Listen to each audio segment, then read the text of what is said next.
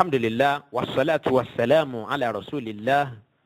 wa ala alihi wa sahbihi wa man wala. Assalamu alaikum wa rahmatullahi wa barakatuh. Mo kí ẹ̀yin ọmọ ìyá mi nínú ẹ̀sìn Islam káàbọ̀ sí apá keje níbi tí a ti ń yànnàná díẹ̀ nínú àwọn irọ́ ànábì òpùrọ́ èyí tí ìjọ Ahmadiyya tẹ̀lé tí í ṣe Ghulam Ahmad al-Qadiani ọmọ ilẹ̀ India ọmọ igbó Qadian. Nínú àwọn òbítíbitì irọ́ àbáwọn irọ́ kàǹkà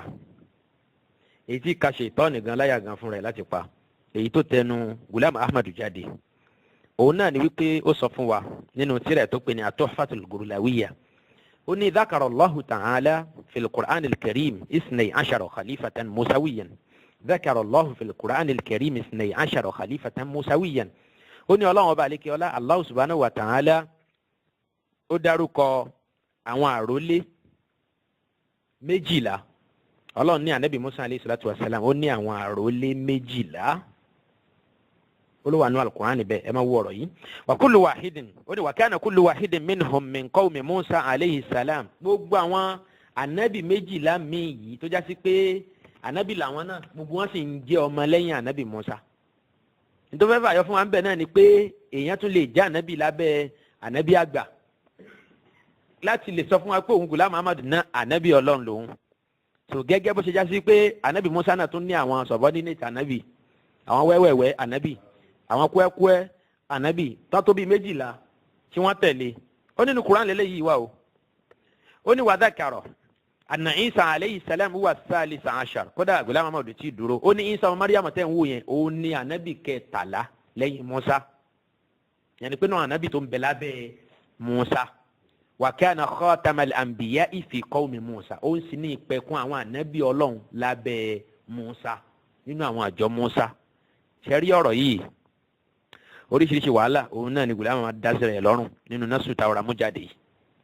èyí tó kẹ́yìn pátápátá yẹn ni mo fẹ́ fi bẹ̀rẹ̀ òun náà ni pé n tó sọ fún wa ń bẹ̀ ni pé Isa nínú àwọn ànábì 13 tí wọ́n jẹ́ ọmọlẹ́yìn Musa Isa wà ní ìpẹ̀kun wọn ó wá ní Isa ní khatamul anbiya'i min qawmi Musa ó ní ìpẹ̀kun àwọn ànábì Ọlọ́run ìyẹn ni wípé ànábì lẹ́yìn Isa ń bẹ̀ yẹn kò tún sá ànábì míì tó tún jáde má kó tó di pé ànábì sallallahu alaihi wasallam padà wá jáde gẹ́gẹ́ bí ànábì kẹ́yìn gbólóhùn khatamun nabiyyin tí Ahmadiyya kọ̀ ẹ̀gbọ́ tí wọ́n kọ̀ jálẹ̀ tán ní kò túmọ̀ sí the seal of the prophet gẹ́gẹ́ bó ṣe wà ní Quran chapter 33 suratul Ahzab verse 40 tán ní kò túmọ̀ sí ìpẹ̀kun àwọn ànábì Ọlọ́run òun náà ní Ghulam Ahmad ló ń bí yìí tó sì ń túmọ̀ sí ìkẹyìn tòró sọ fún wa wípé Ìsá ní ìkẹyìn nínú àwọn ànábì yẹn yẹn ni pé kò sí Ọlọ́run ò gbé ànábì míì dìde torí pé a tún padà máa sọ̀rọ̀ ilẹ̀kùnrẹ́rẹ́ ńgbà tá a bá ń sọ̀rọ̀ nípa pé ṣé Ghulam Ahmad ǹjẹ́ ó pèlè lánàbì Ọlọ́run àbí ó pèlè lánàbì Ọlọ́run a padà máa sọ̀rọ̀ yẹn lẹ́kùnrẹ́rẹ́ ó ń lo gbólóhùn khatam láwọn àyè kan nínú àwọn àwí ẹ̀ tí ó yẹ pé bó ti lò ó kò túmọ̀ sí nǹkan kan kọjá ìkẹyìn Ọlọ́run wá lò nú al-Qur'an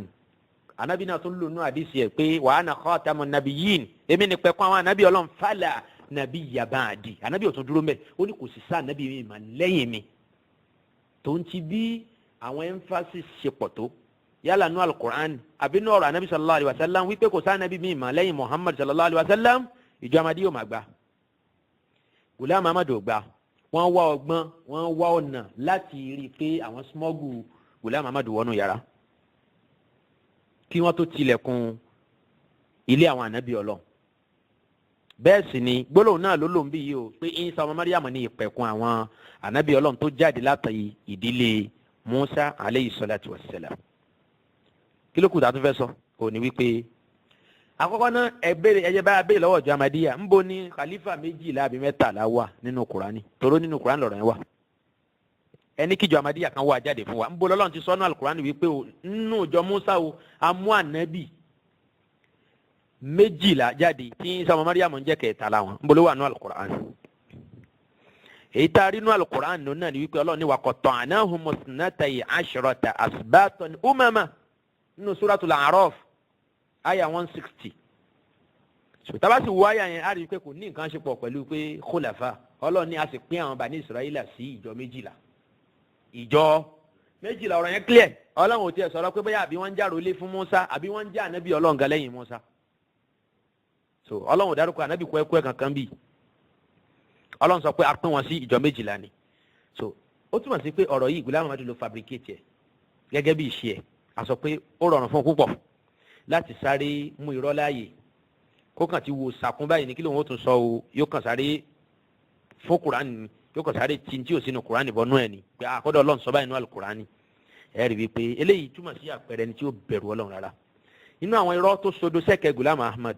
tá a bá rí 10% ẹ̀ lọ́dọ̀ èèyàn kan nù mùsùlùmí láwùjọ wa ń bì àwọn èèyàn máa sá fún wọn ní ẹni yóò ṣe bá gbé torí pé tó bá sọ̀rọ̀ mẹ́ta ẹ̀ rí pé méjì jẹ́ ọ̀rọ̀ ń bẹ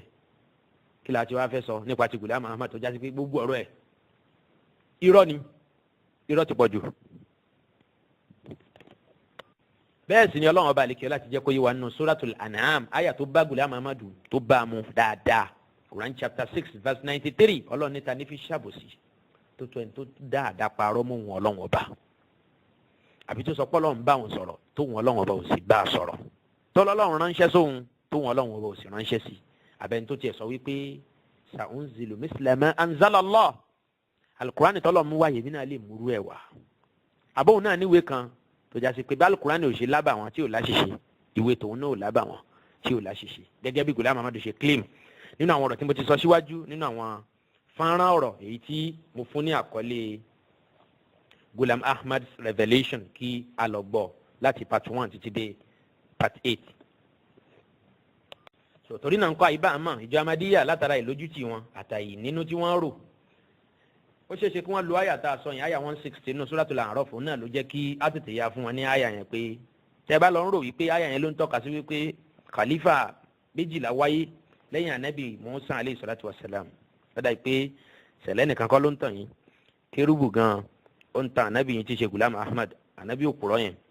bákan náà Ọlọ́run bá àlekí ọlá tó sọ nínú Suratul Ma'idah àyà 12 wípé walaqad akhadha Allahu mithaqa bani Isra'il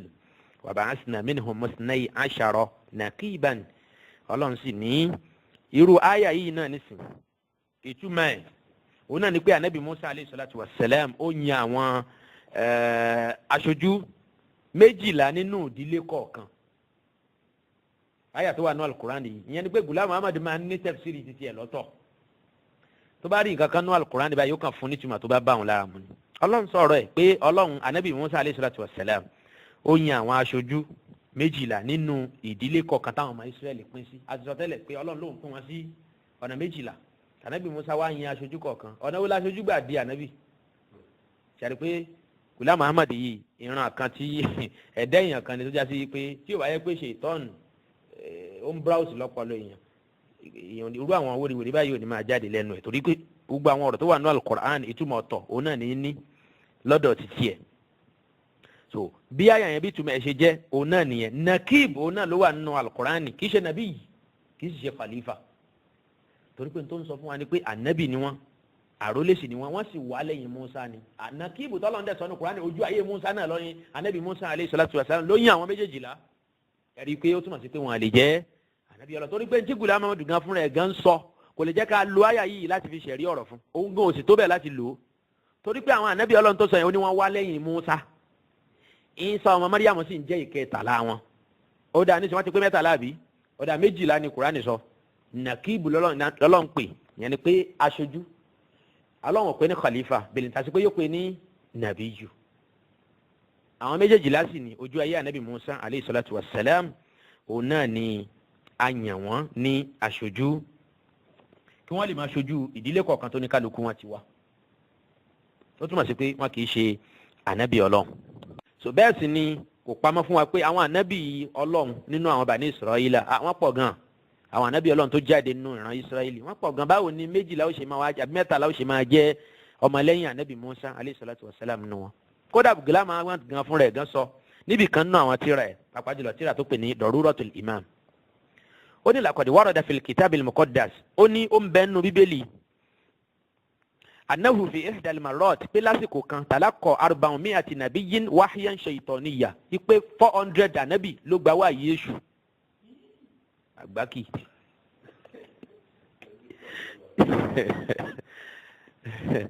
ó ní àwọn ànábì 400 ni wọ́n gbà wá yìí látọ̀dọ̀ Èṣù kódà nínú wọn náà ní Isa ọmọ Mariam náà wà bẹ́ẹ̀ ni bí Ghulam Ahmad ṣe sọ nìyẹn bó ti wí ni a padà sọ̀rọ̀ débẹ̀ nígbà tá a bá ń sọ bí Ghulam Ahmad ṣe yẹ̀yẹ́ àwọn ànábì Ọlọ́run abẹ́rẹ́ nǹkan báyìí ó ní ànábì 400 ni wọ́n gba wáyé lọ́dọ̀ ìṣó olówó àná báíbù bẹ́ẹ̀ ó sì sọnù àwọn àkọọ́lẹ̀ kan náà tíra wípé kódà yín sọ ọmọ Mariam gánà gan ó ní àbẹ́ẹ̀wò ni Ọlọ́run bá Musa sọ̀rọ̀ lórí òkè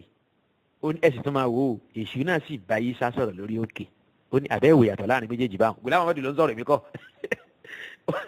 òun ló ń sọ̀rọ̀ ọ̀rọ̀ náà ó ní Ọlọ́run bá Musa sọ̀rọ̀ lórí òkè èṣù náà bá Ìsá sọ̀rọ̀ lórí òkè ó bẹ́ẹ̀ fi yẹpẹrẹ ànábì Ìsá alayhi salatu wa salam ló jẹ́ kó mú ọ̀rọ̀ yẹn wá sẹ́gbẹ̀ẹ́ ara wọn bẹ́ẹ̀ wa illa fa aina al-muqarana ńbo lọ̀rọ̀ yẹn ńbo ló gbàjọ ara wọn. So lẹ́yìn tó túmọ̀ sí wípé ìjọ Ahmadiyya ò lọ́gbọ́n tí wọ́n lè dá sí àfi kí wọ́n ronú kúwàdà àì bínú sẹ́ni tó ní ká má sọnù bẹ́ẹ̀ bá ń bá mi bínú bí ìgbà tí èèyàn ń gbìyànjú láti tako iṣẹ́ Ọlọ́run ni torí wípé nídìí kẹ́ ẹ mọ̀nà kẹ́ ẹ padà sójú ọ̀nà tọ́lọ́run kẹ́ ẹ darapọ̀ máa mùsùlùmí yòókù bí wọn àbá ti ṣẹ̀sìn dá bẹ́ẹ̀ ṣe fẹ́ ẹ ṣe jù wọn lọ kò burú alukurani nìyẹn mùsùlùmí nìkan kò ní sunna anabi nìyẹn àwọn nìkan kọ́ ló ní ẹ̀yin ẹ practice ẹ̀ kẹ́ ẹ ṣe dáa jù wọn lọ ó dáa ju bẹ́ẹ̀ ṣe fẹ́ yà lọ́tọ̀ yẹn tẹ́ wá lọ mùsùlùmí dẹ̀rẹ̀ láànábì tẹ́ tún mọ́ àwọn dẹ̀jọ́ oríṣiríṣi tẹ́ fi wọ́n ṣe kàlífà lẹ́yìn ẹ̀ àti iṣu ẹ̀gbẹ́ yìí tó wà ń bẹ̀ lẹ́ni nísìnyí tó ń ṣe fàájì káàkiri London tó náwó yín yàfùnyàfùn òyìn dáa kẹ́ ẹ kú darapọ̀ mọ́ àwọn mùsùlùmí ó dáa ju kẹ́ ẹ dá wà kẹ́ ẹ wá dá parẹ́ kẹ́ ẹ dá sọnù lọ torí náà ńkọ́ ẹ tẹ̀lé àwọn ìmọ̀ràn yín bó tilẹ̀ wù kó máa jọ bí èébú torí pé mo ti mọ̀ yín àti bá yín ṣe díẹ̀ àmọ́ bẹ́ẹ̀ ti ronú àmọ́ pé ìyá alájàngbìlà púpọ̀ ló jẹ́ kọ́rọ̀ yìí máa wá bó ti ń wá lákọ̀lákọ̀ yìí tó wáyé pé abájọ jókòó tira wọn àjọ fẹ́ sọ̀rọ̀ ni ká fẹ̀fẹ̀ sílẹ̀ ká fàwàdà sílẹ̀ ká má lè jùmọ̀ ara wa kul hatu burhanakum in kuntum sadiqin ó yá ń bolẹ̀ rí ẹ̀ wá ohun tútù la máa fi bára wa sọ ṣùgbọ́n tí mo mọ̀ nípa àjọ Ahmadiyya ni pé wọ́n kọjá ní táà fóhùn tútù bá sọ̀rọ̀ wọ́n gba kólekóle bẹ́ẹ̀ ni wọ́n gba kákù wọn lẹ́fẹ̀ torí wípé kì í ṣe pé wọ́n ń ṣe tí wọ́n ń ṣe pẹ̀lú àìmọ̀kan àbá ìbalẹ̀ ọkàn wọn balẹ̀ lórí àna tí wọ́n wà púpọ̀ ìdí nìyẹn tí ohun mi fi ń le sí wọn díẹ̀díẹ̀ mo sì gbìyànjú láti fún wọn ní ẹ̀tọ́ tiwọn gẹ́gẹ́ bí ọmọ ẹ̀dá ènìyàn so torí náà ńkọ́ mo sì tún bèèrè lọ́wọ́ ìjọ Ahmadiyya pé kí wọ́n sáwò nú alukurani o ńbo ni anabi Musa alayhi salatu wasalam ti ní àrólé 13 ńbo ló ti ní àwọn anabi tí wọ́n jẹ́ àsọmọgbè tó já sí pé lábẹ́ ògo títí ẹ̀ lógo tí wọ́n ti ń búyọ tí wọ́n á pé 13 ńbo ló wà nínú àyàwó gan ló wà nínú alukurani torí pé tí ó bá yẹ pé kò sí nínú alukurani lóòótọ́ kó sí nítorí wípé ńjọ́ aláyé tí ńjọ́ táwọn èèyàn ti ń ka alukurani ààrẹ nìkan tó múrú ẹ̀ jáde nínú alukurani fún wa ìjọ Ahmadiyya ṣé lè yóò túmọ̀ sí wípé ànábì yín àwòsùn ṣọ̀kan ni àwòsùn ṣọ̀kan yóò kàn wò tó bá ti wò hàn báyìí yóò kàn wí nǹkan kan ni báwọn ṣewu tí í ṣe yóò kàn kọjú òkè báyìí ni yóò lóun rí nǹkan kan ó lè níbẹ̀ tí ń wò òun yìí òun ṣe kí ṣubú ìtàn ní Maka ni òun ṣe padà dé báyìí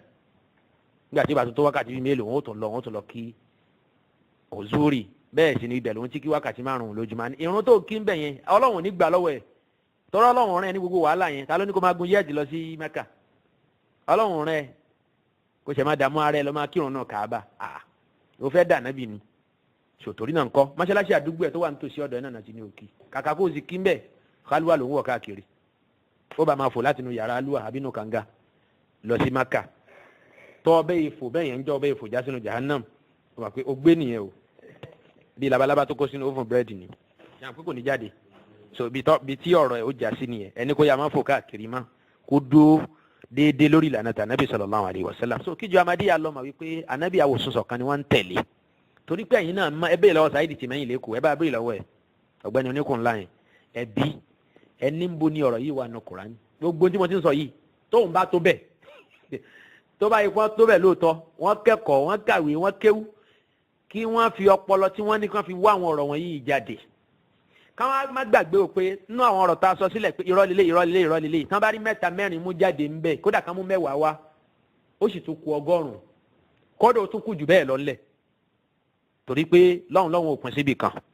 bẹ́ẹ̀ sì ni ìmá pọ̀ lóòótọ́ ṣùgbọ́n káwọn ṣe bí ọkùnrin kí wọ́n wá jáde ṣùgbọ́n ẹ̀yàn ìyá mi tí wọ́n bá dán wò torí pé látàsíkò gbùlámọ̀ dàsíkò tá a wà yìí wọ́n àrí dán wò wọ́n sì rí ṣe táwọn tèmi ìbá wá dán wò ẹ́ rí i pé wọ́n tún pa wá lẹ́rìn sí ni o wọ́n tún pa wá lẹ́rìn sí tí wọ́n bá gbìyànjú láti mú àwọn ọ̀rọ̀ tá à ń sọ wọ̀nyí jáde torí wípé àwọn tí wọ́n lọ fà jáde nínú Al-Qur'an àbí nínú àdìsí yóò jẹ́ ká rẹ́rìn sí ni bí kan nínú wọn ṣe sọ pé àdìsí tẹ́ ń béèrè yìí kò sínú èdè Lárúbáwá àmọ́ wà nínú èdè Farisi ẹ rí i pé ọ̀rọ̀ tó pani lẹ́rìn púpọ̀ ni bí ẹni pé Ànábì sallallahu alaihi wasallam sọ èdè Farisi ní ṣókí ó ní wípé Ghulam Ahmad iftara ala al-Qur'an fi qawlihi as-sabiq ó ti dáadáa parọ́ mọ́ al-Qur'an pé Ọlọ́run ló sọ ọ̀rọ̀ náà nínú al-Qur'an bẹ́ẹ̀ sì ni ọba wa Ọlọ́run ọba àlekíọ́lá Ọlọ́run ò sọ bẹ́ẹ̀ Ọlọ́run ò sọ ọ̀rọ̀ náà rárá nínú al-Qur'an ohun tó hàn sí wa náà ni pé Ghulam Ahmad tó bá ti nílò nǹkan kan nú ọ̀rọ̀ láti lè fi gbé rẹ̀ lẹ́sẹ̀ yóò kàn ra fabricate kíákíá ni yóò bá sọ di aya Qur'an àbí kó sọ di àdìsí anabi sallallahu alayhi wa sallam káwọn èèyàn lè bá a nígbàgbọ́ nú ẹ̀ wípé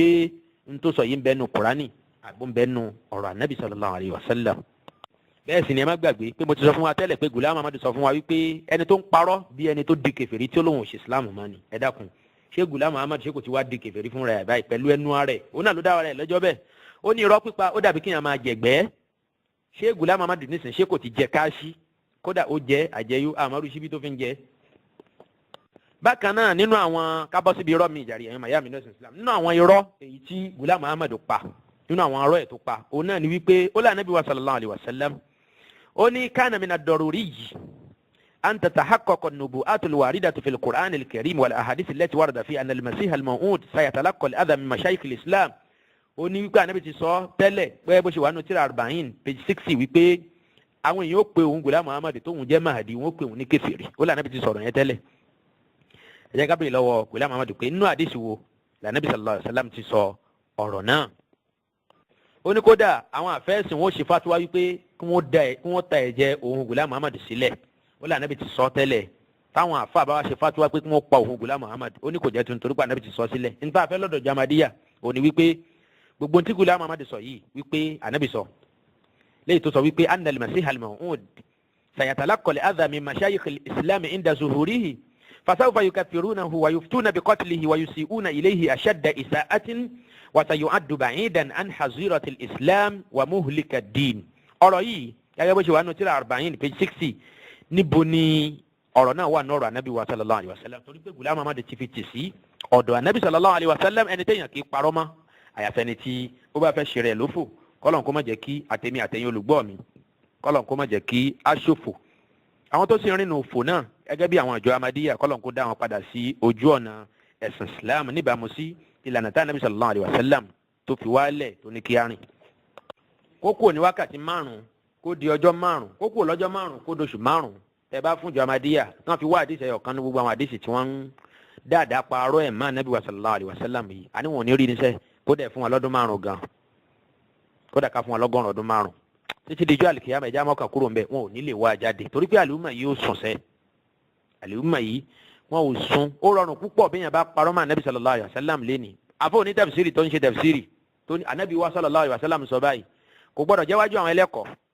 ẹsẹ̀kẹsẹ̀ pẹ̀lú fóònù ọwọ́ wọn ti sáré ń gọ́gù kọ́kọ́kọ́ Ànábì ṣe wí bẹ́ẹ̀ ẹsẹ̀kẹsẹ̀ wọn ó mọ̀ bóyá ń parọ́ àbò ń sòótọ́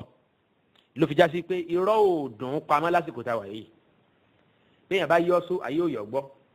bí yẹn bá yọ irọ́ pa àwọn èèyàn ní pẹ́ wú irọ́ ẹ̀ jáde bí yẹn bá ṣe parọ́ ojú ó tì í láwùjọ ṣùgbọ́n ọ̀pọ̀ àwọn tí wọ́n parọ́ náà àwọn oníwàásù ìta gbangba lásìkò wa yìí àwọn entertainers wà ń gbòòrò tán pè láfọ oníwàásù yẹn ọ̀pọ̀ wọn ò lójútì ni téèyàn bá sì ti lójútì ẹ ti mọ̀ pé kò sí ìmánì lọ́dọ̀ ẹ̀ torí pé wérèwéré ló ń tọ̀ yẹn ò máa ṣe ọ̀pọ̀ wọn kówó ṣàtiwọnú àpò wọn ni àwọn ni wọ́n fowó rọ̀gùnrọ̀gùn pè lóde wáàsì tá a bá ti rí à láti 250,000 naira àwọn òwá wáàsì o kí ni ó sì sọ ńbẹ̀ yóò pa àwọn lẹ́rìn bíi bàbá sùwé àbí bàbá láti so kí láǹfààní irú wọn ní parọ́ tí wọn ò sì ní ná ní pé irọ́ làwọn pa irú wọn ní sọ̀rọ̀ tí wọn ní ná ní pé n táwọn sọ yẹn Ànábì ò sọ bẹ́ẹ̀ ó dàbí ẹni pé gbogbo àwọn èèyàn tó rí bẹ́ẹ̀ ọmọọṣẹ́ Ghulam Ahmad yìí òun náà ni wọ́n á ṣe Ọlọ́run kó ṣe wa kúrò níbi ọ̀nà àánú èyí táwọn mú pọ̀n yìí. bákan náà nínú àwọn gbáǹkọ́gbì irọ́ kàbìtì èyí tí Ànábì òpùrọ́ èyí tí ìjọ Ahmadiyya ń tẹ̀lé èyí tó sọ òun náà ni pé Ghulam Ahmad máa sọ àwọn ọ̀rọ̀ kan tó lágbára ó ní Ànábì wa sallallahu alayhi wa sallam ó ló ti sọ àwọn ọ̀rọ̀ kan nínú àwọn àsọ́ọ́lẹ̀ báwo ló ti wí ẹ jẹ́ ká kà nínú tírà Daruratul Imam page 7 bẹ́ẹ̀ tabawo page 7 nínú tírà Daruratul Imam Ghulam Ahmad ń sọ bẹ́ẹ̀ wípé ó ní amma zamanul Masih al-maw'ud fayamtazu bi mizatin akbar ó ní ẹ̀rí àsìkò al-Masih al-maw'ud tí í ṣe òun Ghulam Ahmad ó ní àsìkò náà yóò ní àwọn àṣẹlẹ̀ ìyanu àwọn nǹkan ńláńlá tí ó ṣẹlẹ̀ lásìkò náà tí irú ẹ̀ ò ṣẹlẹ̀ tẹ́lẹ̀ ó ní faqad warada fi kutubil anbiya as-sabiqin Ghulam Ahmad tún gbèsè ẹ̀dí ó nínú àwọn àṣẹlẹ̀ tí ó ṣẹlẹ̀ lásìkò òun ni pé ó ti wá nù tírà àwọn ànábì Ọlọ́run tó ti ṣíwájú ẹ̀rí kò jẹ́ ká morúkọ àwọn ànábì yẹn nísìn èwo nínú àwọn ànábì Ọlọ́run èwo nínú àwọn tírà ó kàn ṣáà lẹ̀ mọ́ gbogbo wọn bẹ́ẹ̀ yẹn ó ní ó ti wà nù tírà àwọn ànábì Ọlọ́run tó ṣíwájú èmi mọ̀ ànábì Ọlọ́run tó ń bọ̀ lẹ́yìn tẹ́lẹ̀ wà fil ahadisi nabawiyyati kódà ń bẹ́nu àwọn àdìsí ànábì wa sallallahu alayhi wa sallam annahu bisababi intishari nuraniyya wípé látara títàn kálẹ̀ ìmọ́lẹ̀ yẹn ìmọ́lẹ̀ ìmámù àsìkò tí ṣe òun Ghulam Ahmad pé ìmọ́lẹ̀ wọn ó tàn káàkiri ayé ìmọ́lẹ̀ yẹn yóò wá lágbára débi pé inda zuhuril masihil maw'ud tatalaqqa an-nisa lásìkò òun Ghulam Ahmad àwọn obìnrin gan wọ́n máa gba ilhamat wọ́n máa gba wáyé wọ́n máa gba ìmísí látọ̀dọ̀ Ọlọ́run wa yatahaddathu al-atfalu bi kalami an-nubuwwa àwọn ọmọ kéékèèké gan ọ̀rọ̀ ànábì Ọlọ́run ni wọ́n máa sọ lẹ́nu àwọn ọ̀rọ̀ tí yóò máa jáde lọ́dọ̀ wọn àwọn ọ̀rọ̀ tí yóò máa pé àwọn ọmọ yìí wọ́n ń gba ìmísí látọ̀dọ̀ Ọlọ́run bá wọn sọ̀rọ̀ kì í ṣe pé wọ́n lọ gbé lọ́dọ̀ ọ̀jọ̀gbọ́n Adébáyọ̀ Fálétí là ń sọ bí ó ṣe pé àwọn ọmọ yìí ọ̀rọ̀ tí yóò máa jáde lẹ́nu wọn yóò rí pé ọ̀rọ̀ ẹni tí Ọlọ́run bá sọ̀rọ̀ òun náà ni ìyẹn ni pé pẹ̀lú àlùbáríkà òun Ghulam Ahmad torí pé ìmọ́lẹ̀ náà ti pọ̀ yóò tún wá máa ṣẹ́ sára àwọn obìnrin yóò máa ṣẹ́ sára àwọn ọmọ kéékèèké àwọn náà bá tún máa gba wáhíù eléyìí pọ̀ ṣé wáyé o àní máa dààmú wáyé báyìí. wa yatakallamu an-nasu muf'amina bi ruhil qudus àwọn èèyàn gan gbogbo èèyàn pátápátá wọ́n máa sọ̀rọ̀ lẹ́ni tí ẹ̀mí mímọ́ ìyẹn ruhul qudusi lẹ́yìn tó ń gbénu wọn sọ̀rọ̀.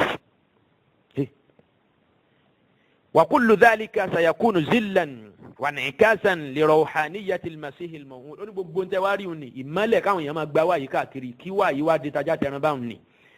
ó ní torí nǹkan kankan o bí ó ṣe pé torí ìmọ́lẹ̀ ti al-masih al-maw'ud tó tàn sí gbogbo ayé òun náà ló fa kírú ẹ̀ máa ṣẹlẹ̀. ìbéèrè lẹ́yìn eléyìí gẹ́gẹ́ bí Ghulam Ahmad gẹ́gẹ́ bó ṣe parọ́ ẹ̀ máa nàbí wa sallallahu alayhi wa sallam àti tíra àwọn ànábì Ọlọ́run tó ṣíwájú bóyá nú ẹ̀ náà ni al-Qur'an wà ìbéèrè lọ́wọ́ ọjọ́ Ahmadiyya òun náà ni wípé àwọn ọ̀rọ̀ tá ànábì yín sọ yìí pé wáhìí gbígbà yóò wá di tajà tẹran níbo ni ọ̀rọ̀ yìí wà ẹ̀yin ìjọ Ahmadiyya ẹ mú jáde fún wa nínú tíra àwọn ànábì Ọlọ́run tó ṣíwájú àtàlùkùránì náà wípé àwọn obìnrin wọn máa gba wáhìí àwọn ọmọ kéékèèké wọn máa gba wáhìí gbogbo èèyàn aráàlú gan àtàláàrú àtàgbálẹ̀ ọjà oníkálukú wọn máa sọ̀rọ̀ bí ànábì Ọlọ́run ẹ dákun ẹ sáwò ẹ jẹ́ àárí inú àdìsí wo ni ọ̀rọ̀ náà wà ẹ jẹ́ káwa náà bá yín kà bẹ́ẹ̀ sì ni ó ti hàn gbangba wípé alánìkànjọpọ́n onímọ̀tara ẹni nìkan òun náà ni Ghulam Ahmad torí kí wọ́n má bàa sọ wípé òun nìkan ló ń gba wáyé ó láyé wà fẹ́yìn èèyàn pé ẹ̀yin náà máa jígbà díẹ̀díẹ̀ ẹ̀yin náà ẹ máa fara gba atẹ́gùn wáyé díẹ̀díẹ̀ bí ìmọ̀lẹ̀ ọ̀rọ̀ Ọlọ́run bá ti ń tàn wá láti sánmà sọ́dọ̀ òun kó máa reflect sára tọkùnrin tóbìnrin yín náà kẹ́ má pé òdọ́dọ̀ yín ẹ má pẹ́ ìrọ́wọ́ mi àmọ́ òun lọ́wọ́ máa jọ́ga gbogbo yín ẹnì kò tó bẹ́ẹ̀ ó tọ́ ni bí Ghulam Ahmad ṣe lásìkò ẹ̀ nìyẹn ẹnì kò tó bẹ́ẹ̀ kó kéde wípé òun gba wáhì Ọlọ́run wá sọ fóun wípé ẹnìkan náà àwọn ọmọlẹ́yìn Ghulam Ahmad ó gba wáhì kan ó máa ti ń rìnà sí Ghulam Ahmad wípé Ọlọ́run ní kí n sọ fún ẹ pé lóòótọ́ ni ẹ ìyẹn náà lọ́lọ́run bá òun sọ̀rọ̀ inú Ghulam Ahmad máa ń dùn tó bá mú ọ̀rọ̀ wá Ghulam Ahmad ó mú ọ̀rọ̀ yẹn yóò máa fi ṣe fáàrí sáwọn èèyàn pé àmọ́ ìwòlíì wọ́n rí náà wọ́n pàdé anábì lójú oorun tánábì sọ fún wa pé olóòótọ́ ni mí kàn tẹ̀lé mi kódà kò sí etí Ghulam Ahmad kì í pe àwọn wòlíì náà ó lè ní wòlíì bíi 20,000 àbí wòlíì bíi 10,000 wọ́n pàdé anábì lójú oorun àmọ́ bí táwọn wòlíì yẹn gan wà gan bóyá wòlíì àyàn àbí wòlíì ìdán àbí wòlíì ẹ̀fọn àbí wòlíì adìẹ òun làwọn tó ń sọ wọn ìkànnù wọn ó ti máa ń rìnà sí Ghulam Ahmad pé olóòótọ́ ni ó sì gbà fún un ló bá dijọ́ kan ló bá ní Ọlọ́run ní kò ń sọ fún ẹ pé kò ṣe bẹ́yàn fóun òun la ṣíwájú nísìn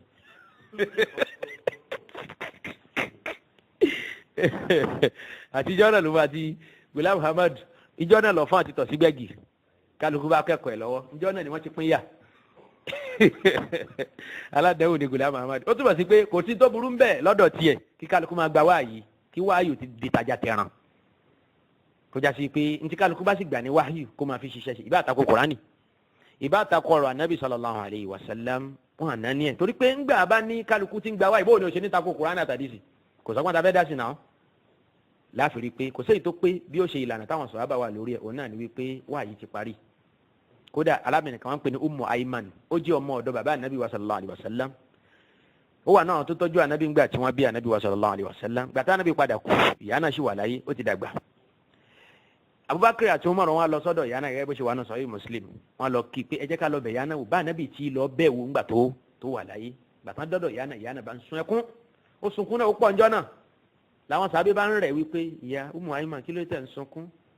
ànábì tí lọ bá Ọlọ́run nítorí ànábì dẹ̀ ń bá pàdé mi tó wà ó dájú ntí àwọn wà nú ẹ̀ láyé yìí lọ ó ní ẹkún yẹn kọ́ ló ń pa mí mo ti mọ̀ pọ́run ti dá fún ànábì ṣùgbọ́n ẹkún tó ń pa mí ni pé màláíkà Jibril ò ní mú ránṣẹ́ wá kò ní mú iṣẹ́ Ọlọ́run bá wá sórí ilẹ̀ ayé mọ́ ó ní ẹkún ó tún mọ̀ pé obìnrin lásìkò ànábì sallallahu alaihi wasallam àwọn tó gbẹ̀kọ́ tí wọ́n kẹ́kọ̀ọ́ nú ọlá wọ́n sọ pé àwọn náà ń gba wá yìí torí pé ìmọ̀lẹ̀ Muhammad pọ̀ ṣe bẹ́ẹ̀ mi mo tọ́jú ẹ̀ ó mú èèyàn mi ń gbọ́ wà kéke pé àti kéke kó tó di kó dà ànábì Ọlọ́run tẹ̀yìn máa ń gan làwa ti ń gba wá yìí látara rẹ̀ torí pé inú ilé wa ní ti jẹ ní ti mu ní ti ṣeré wọn wí bẹ́ẹ̀ ṣe nìyá yẹn ṣe wáàsí fún Abubakar àti Umar pé ìránṣẹ́ ò ní wá sáyé má ní ẹ̀rí ẹni ń rẹ níwádẹ ní à ń rẹ Abubakar àti Umar tí wọ́n ń rẹ ìyá pé kó má sọkún mọ́ làwọn náà bá ń rí wọ́n bá bú ẹkún wọ́n bá sunkún tí kálukú ìpadà sílé ẹ̀ abẹ́rẹ́ nǹkan bẹ́ẹ̀ ìyẹn pé látàsìkò ànábì ó ti di kọ̀díyà hasmiya ní níta àti muttafaqun alayha lọ́dọ̀ gbogbo mùsùlùmí kò sí àpẹẹrẹ láàrin mùsùlùmí pé kò sí ìránṣẹ́ mọ́ látọ̀dọ̀ Ọlọ́run wá sórí ilẹ̀ lẹ́yìn ànábì wa sallallahu alaihi wasallam òun sì ni ó pọ́n ànábì wálé bákan náà òun gan ló bu iyì kún ẹ̀sìn Islam torí pé tí kálukú bá ti ń gba wáyé bó ṣe wù ú àdánwò ó ṣẹlẹ̀ torí pé kò sí bí wáyé ò ṣe ní máa forí gbárí tí wáyé kan bá sì kọlù kan ẹ̀rù ó bà kan. títa aláàmà wa tẹ̀lé oníkálukú bá máa ṣe kóńkó jábélé bọ́lọ̀ ti ń bọ̀ sọ̀rọ̀ ló ń bèmí náà sọ̀rọ̀ tẹ̀lé tiẹ̀ kémi náà tẹ̀lé tèmi ẹ dákun kí lẹ rò pé yóò ṣẹlẹ̀ láwùjọ mùsùlùmí báyìí Ọlọ́run a dúpẹ́ pé ò ṣe bẹ́ẹ̀ èyí tó ṣe tí yóò jẹ́ kí ẹ̀sìn Islam máa jẹ́sìn wọ Ọlọ́run ọba títí ayérayé òun náà ló ṣe fún wa irú ẹ̀ ni ò jẹ́ kí àwọn èèyàn bíi Ghulam Ahmad kí wọ́n lẹ́nu nínú ẹ̀sìn Islam ẹ̀sìn alápọ̀nlé yìí àníṣẹ́lẹ̀ kan sí ọ̀rọ̀ tó wà ní page 7 nínú tírà Daruratul Imam yìí pé wáàyí gbígbà yóò wá di tajà tẹran ọkùnrin yóò máa gbà obìnrin yóò máa gbà ọmọ kéèké yóò máa gbà aláàrú yóò máa gbà agbálẹ̀ ọjà ọmọ oníkálukú yóò máa gbà wáhíù kálukú ni yóò máa fi wáàyí sọ̀rọ̀ yẹn ni pé ìmísí látọ̀dọ̀ Ọlọ́run máa wá bá wọn kíjọ Ahmadiyya kan sọ bí tí ọ̀rọ̀ náà wà nínú Al-Qur'ani àbí nínú àwọn tírà àwọn anábì Ọlọ́run tó ṣíwájú àtàwọ́rọ̀ ni Injil ni Zabur ni Sọ́fì Ibrahim wa Musa àti bẹ́ẹ̀ bẹ́ẹ̀ lọ kan jẹ́ àárí ìmbolo wà nínú àdìsí ànábì wa sallallahu alayhi wa sallam kan jẹ́ kí àárí ẹ̀ rí pé ìjọ Ahmadiyya ìdí tá a ṣe ní dákẹ́ lélẹ́yìí o torí wípé nígbà tẹ́ ẹ̀ bá yé pa àwọn irọ́ kàǹkàǹkà àwa náà wà ní dákẹ́ láti máa tú ìdí àwọn irọ́ èyí tẹ́ fi pamọ́ yìí láti máa tú sáwọn èèyàn títí tó kuta lẹ́lẹ̀ gan fi mọ̀ wípé òpùrọ́ ni ànábì ìjọ Ahmadiyya kì í tiẹ̀ ṣe ànábì Ọlọ́run òpùrọ́ pátápátá gbọ́ ọmọ Yéṣu òun náà ni títí tẹ́ igi oko àtàwọn ẹran ilé tí wọ́n fi mọ̀ wípé òpùrọ́ ni Ghulam Ahmad á máa sọ àwọn ọ̀rọ̀ wọ̀nyí lọ ni títí dìgbẹ̀yìn ayé ẹ̀yàn máa yá mi náà Islam mo lérò pé a ti rí nísìnyí wípé Ghulam Ahmad ọ̀nà tó mú pọ̀n kì í ṣe ọ̀nà àwọn ẹni Ọlọ́run bí ó ṣe pé ọ̀nà àwọn ọmọlẹ́yìn Ṣaitan òun náà ni ṣe rí kádàdà parọ́ mọ́ Ọlọ́run ẹ ti mọ bí ẹ̀ṣẹ̀ ṣe tóbi tó ẹni ìbínú Ọlọ́run náà lẹni tí iná rú ẹ̀wò ká parọ́ mọ́ Ànábì sallallahu alaihi wasallam ẹni tó fẹ́ bára ẹnu náà òun náà lẹni tí í ṣe bẹ́ẹ̀ gẹ́gẹ́ bó ṣe wà nọ́ọ̀rọ̀ Ànábì sallallahu alaihi wasallam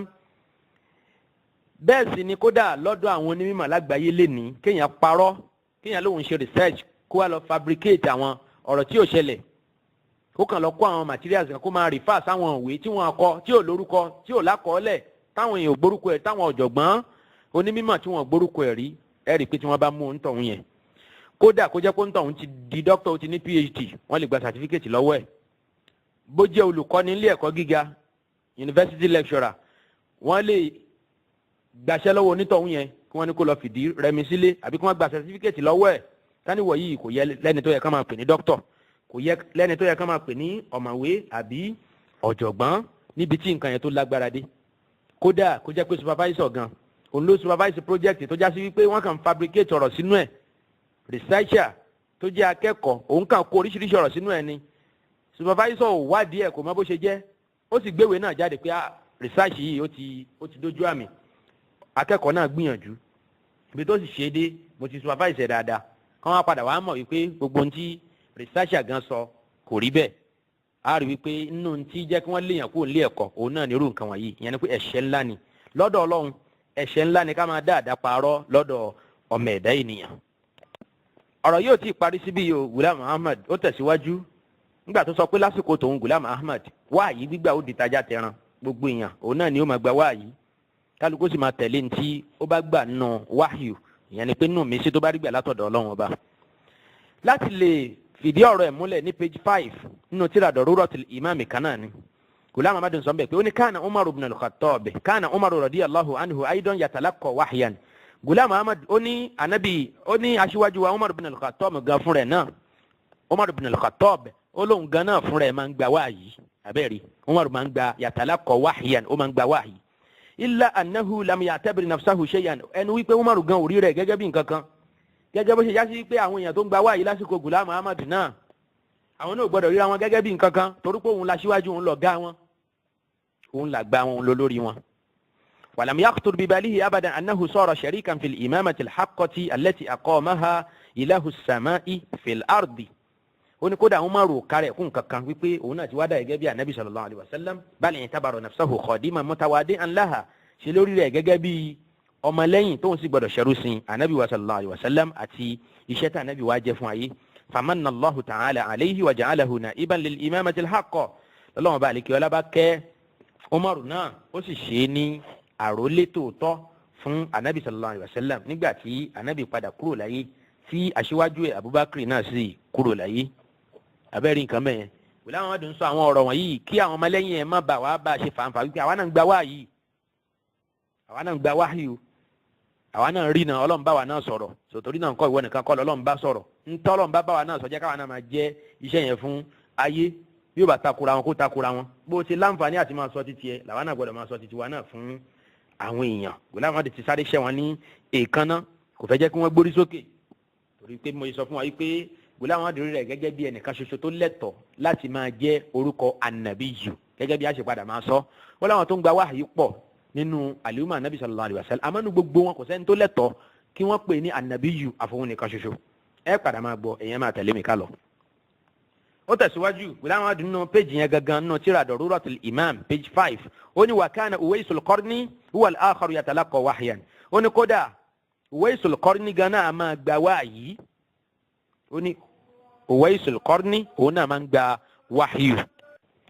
gbólóhùn tí Ghulam Ahmad ń lò nínú tírà Daruratul Imam èyí tó sọ pé Umar ń gba wáhíù Uwaisul Qarni òun náà ń gba wáhíù lásìkò tó ń Ghulam Ahmad àwọn ọmọdé àwọn obìnrin àtàwọn aráàlú oníkálukú wọn náà máa gba wáhíù gbólóhùn ọ̀rọ̀kọ̀rọ̀ ni nítorí wípé nínú ìtàn ẹ̀sìn Islam àwọn àfáàmà mùsùlùmí wọn kì í lo gbólóhùn wáhíù bẹ́ẹ̀ yẹn láti jọ́ta Nabi sallallahu alayhi wa sallam ti kúrò láyé òun náà ni àwọn mùsùlùmí ti nígbàgbọ́ wípé kò tún sí wáhíù mọ́ lẹ́yìn anabi wa sallallahu alayhi wa sallam torí pé ọlọ́run ọba àlekè ọlá sọ fún wa pé òun ti pé ẹ̀sìn Islam yìí fún wa a sì rí àwọn àkọsílẹ̀ tó ń tọ́ka sí wípé kò tún sí wáhíù mọ́ lẹ́yìn anabi sallallahu alayhi wa sallam ṣùgbọ́n anabi wa sallallahu alayhi wa sallam tó ń ti bẹ́ẹ̀ ó jẹ́ kó yé wa òun ti Ghulam Ahmad ṣì gbọ́ yé kí ni nǹkan náà òun náà ni atahdis òun tá à ń pè ní atahdis òun náà ni mímá báni sọ̀rọ̀ bákan náà òun náà ni al-ilham nínú ní ìmọ̀ tí ò ní nǹkan ṣe pọ̀ pẹ̀lú kí Ọlọ́run ṣẹ̀ṣẹ̀ rán màlẹ́kà sí ni ìyẹn ni wípé kí àwọn èrò kan ó bọ́ sí ni lọ́kàn ó ṣeé ṣe kó jẹ́ látọ̀dọ̀ Ọlọ́run kó sì ṣeé ṣe kó jẹ́ látọ̀dọ̀ àwọn ẹ̀mí òkùnkùn látọ̀dọ̀ àwọn àlùjànnú burúkú. anabi wa sallallahu alayhi wa sallam ó jẹ́ kó yé wa pé ó wà nínú àwọn àjọ àwọn anabi Ọlọ́run tó ti ṣíwájú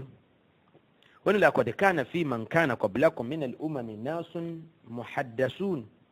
àwọn èèyàn kan wà nínú àwọn àjọ àwọn anabi Ọlọ́run tó ti ṣíwájú tó já sí wípé Ọlọ́run á máa bá wọn náà sọ̀rọ̀ bó ṣe lo gbólóhùn náà nìyẹn ní tó gbà lérò pẹ̀lú muhaddasun kò yé wa tó ló fi jẹ́ pé àwọn àfáà ní tafsiri hadisi wọ́n ṣe ìyapa ẹnu lórí àlàyé ìtumọ̀ tani muhaddasu oni fa in yaku fi ummati ahadun fa innahu Umar anabi sallallahu alaihi wasallam wá sọ fún wa pé tabari ru àwọn èyàn bẹ́ẹ̀ o nínú al-umma tó wọn anabi sallallahu alaihi wasallam tí wọn kì í ṣe anabi ṣùgbọ́n tí Ọlọ́hun sì ń bá sọ̀rọ̀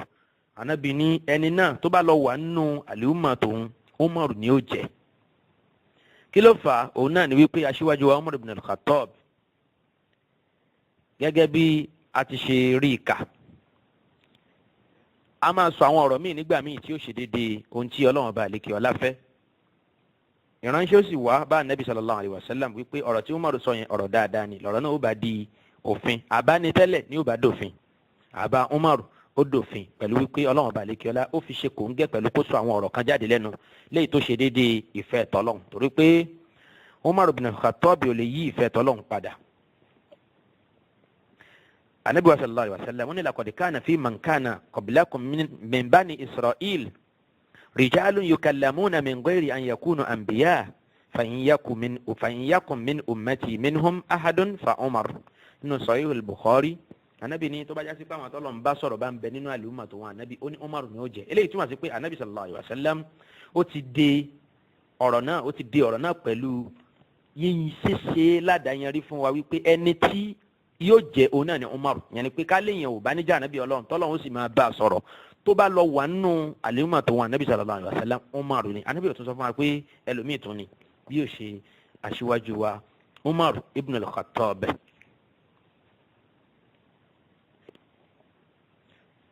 lótìtọ́ ọ̀rọ̀ tí Uwais al-Qarni èyí tí Ghulam Ahmad tó lò gẹ́gẹ́ bí ẹ̀rí Ànábì sallallahu alaihi wasallam ti sọ̀rọ̀ nípa Uwais al-Qarni wípé ẹni Ọlọ́run ni ẹni tó bá bá a pàdé nù yín ẹ béèrè lọ́wọ́ ẹ̀ pé kó ṣàdúrà fún yín torí pé ẹni Ọlọ́run ni ìyẹn ò túmọ̀ sí wípé ó ń gba wáhíù látọ̀dọ̀ Ọlọ́run bí Ghulam Ahmad ṣe tú ọ̀rọ̀ náà ní tukutu. Aṣíwájú wa Umar ibn Khattab kì í gba wáhíù gẹ́gẹ́ bí Ghulam Ahmad ṣe claim. Umar náà sì sọ pé òun gba wáhíù pọ́lọ̀ ń bá wọn sọ̀rọ̀. Ó kàn jẹ́ ẹnìkan ni tí Ọlọ́run ní kí àwọn èrò ẹ̀ kan kó ṣe déédéé èròǹgbà Ọlọ́run ọba wa lékè ọlá. Arírò ẹ̀ nínú àwọn èrò aṣíwájú wa Umar tó ṣe déédéé èròǹgbà Ọlọ́run ọba lékè ọlá tínú Umar sì dùn sí púpọ̀ nínú àdìsí aṣíwájú wa Anas léyìí tó sọ pé ó ní qala Umar wafaqtu rabbi fi salasin Umar ní mo sọ̀rọ̀ wá ṣe déédéé nǹkan tọ́lọ́run ọba mi fẹ́ lẹ́ẹ̀mẹ́ta fakultu ya Rasulallah Umar ní mo sọ fún Ànábì ìjọ kan pé law ittakhazna min maqami Ibrahim musalla tó bá sì dàsìkò hajj kì bá dáa ká máa ṣe náfìlà ní ibi maqamu Ibrahim fanazalat lọ́lọ́run ọba àlekè ọlá bá sọ àyà kalẹ̀ níbàámu sí ọ̀rọ̀ náà pé wattakhizu min maqami Ibrahim musalla Ọlọ́run bá ní láti ní ìlọ ẹ sọ maqamu Ibrahim di àyè bí tẹ́tì máa yàn náfìlà. Wa ayatul hijab bákan náà Umar ní aya hijab ó sọ̀kalẹ̀ ń tìtorí wípé àbílẹ́yìn ìgbà tí òun sọ fójíṣẹ́ Ọlọ́run wípé ya Rasulallah law amarta nisa'aka an yahtajibna ìwà nábì kí bá dá kó pa àwọn ìyàwó ẹ̀ láṣẹ pé kí wọ́n máa bẹ́nu lé gẹ́gẹ́ bí ẹlẹ́hà kí wọ́n máa jáde kí wọ́n máa farapamọ́ fún àwọn ọkùnrin fa innahu yukallimuhunna al-barru wal-fajir àtẹnirí àtẹnibí náà ló ń bá wọn sọ̀rọ̀ ó sì dáa kí wọ́n lọ́wọ́ ju bí wọ́n ti lọ́wọ́ yẹn lọ. فنزلت آية الحجاب عمر بن آية حجاب باسو كالي واجتمع نساء النبي صلى الله عليه وسلم في الغيرة عليه بس ni Umar ní orí kẹta òun náà ni wípé àwọn ìyàwó Ànábì wọ́n jókòó lásìkò kan wọ́n jowú bí ẹni pé wọ́n jowú wọ́n wá ń sọ táwọn ó ṣe pẹ̀lú Ànábì sallallahu alaihi wasallam pé àwọn kọ́ lẹ̀ ni kó kọ́ àwọn lẹ̀ káwọn máa lọlé àwọn. fakultu lahunna Umar ló ń bá sọ fún wọn yìí pé asa rabbuhu in tallaqakunna an yubdilahu azwajan khayran minkun ó ta sí mi létí torí pé Umar náà lọ́mọ nínú àwọn ìyàwó Ànábì sallallahu alaihi wasallam ó náà ni mama wa Hafsa bintu Umar radiyallahu anha radiyallahu anhuma Umar ló ń wá sọ fún wọn pé kí ló ń fi ń ṣeré yìí tí ẹ bá jẹ́ ká Ànábì kọ̀ yín sílẹ̀ àbẹ́yìn lẹ fọwọ́ ara yín wá tó bá fi lè kọ̀ yín sílẹ̀ Ọlọ́run ó fún ní àwọn obìnrin míì tí wọ́n lóore níwájú Ọlọ́run jù yín lọ. فنزلت هذه الآية لين بات عمر صار يتا لولون با سو آية نا كالẹ̀ nínú سورة التحريم حديث بنو صحيح البخاري a rí wípé gbogbo àwọn àsọṣe wọ̀nyí tí Ọlọ́run bá lè kí ọlá tó jogún fún aṣíwájú Umar tó ń ti bẹ́ẹ̀ náà kò claim kó ń gba wáhíù látọ̀dọ̀ Ọlọ́run kò sí rẹ̀ rí gẹ́gẹ́ bí ẹnìkan tó special nínú àwọn mùsùlùmí bí ó ṣe pórí rẹ̀ gẹ́gẹ́ bí kan nínú àwọn ẹrú Ọlọ́run ọmọlẹ́yìn Ànábì wa sallallahu alaihi wasallam Umar ò ṣe ní fàárí wípé àwa sọ̀rọ̀ Ọlọ́run sì tẹ̀lé ń tà sọ kò rí rẹ̀ bẹ́ẹ̀ gẹ́gẹ́ bí a ṣe rí àwọn fàárí òṣì àwọn fàárí tí mú ní wọná èyí tá a bá lọ́dọ̀ Ghulam Ahmad tí í ṣe olùdásílẹ̀ ìjọ Ahmadiyya yìí. Mo rò pé ó ti yé gbangba báyìí nísìnyí wípé ọ̀rọ̀ à ń gba wáyé lẹ́yìn Ànábì wa sallallahu alaihi wasallam ọ̀rọ̀ kọ̀rọ̀ ni torí pé òjíṣẹ́ Ọlọ́run Ànábì wa sallallahu alaihi wasallam ti jẹ́ kó yé wa wípé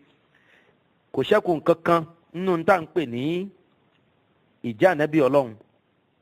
àyàfi kéèyàn máa rí àwọn ọ̀rọ̀ kan tí ó máa jẹ́ kí inú ẹni dùn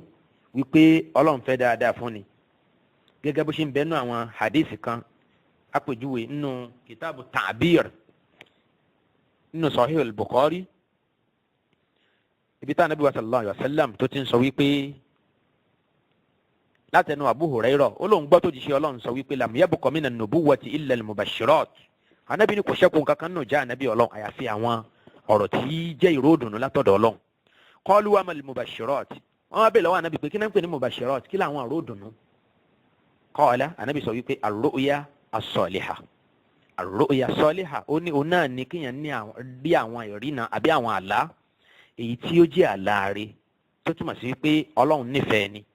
irú tó ṣẹ́kù nìyẹn ìyẹn ni pé èèyàn lè máa rí àwọn àrínà míì kó máa rí rẹ̀ nínú ìgbádùn àbí kó máa rí rẹ̀ nínú àánú Ọlọ́run àbí kó máa rí rẹ̀ láwùjọ àwọn tó ń sin lọ́hùn. Ànábì ní ìyẹn ṣiṣẹ́ kù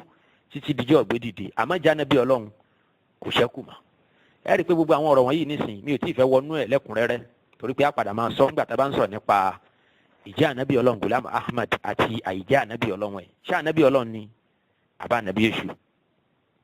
ṣó lóòótọ́ ni àbúpùrọ̀ ṣójíṣẹ́ Ọlọ́run ni àfi kan náà àwọn tí ṣe ìtọ́nù ránṣẹ́ á padà máa sọ àwọn ọ̀rọ̀ yẹn lẹ́kùnrẹ́rẹ́ gbogbo àwọn àdìsí wọ̀nyí inú ọ̀rọ̀ ànábì sallallahu alayhi wa sallam òun ló jẹ́ kó yé wa wípé ohun tá à ń pè ní wáhíyù lẹ́yìn ànábì wa sallallahu alayhi wa sallam